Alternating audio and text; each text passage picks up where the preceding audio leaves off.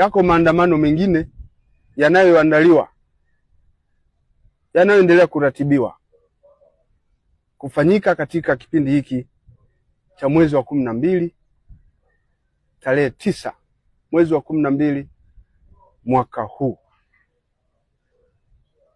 Taarifa hizo Jeshi la Polisi mkoa wa Mwanza tukishirikiana na vyombo vingine vya ulinzi na usalama tumezichukulia kwa uzito mkubwa sana. Hatujazipuuza hata kidogo. Tumeendelea kuzifanyia kazi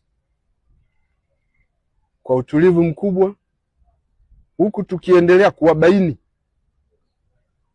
wale wote wanaojihusisha na uchochezi huo, ambapo tumefanya hivyo kupitia doria zetu mbalimbali na misako mbalimbali, na hivyo tumefikia ukamataji wa watuhumiwa katika maeneo mbalimbali ya mkoa wetu. Wako watuhumiwa 116 wanaendelea kuhojiwa kwa uchochezi huo.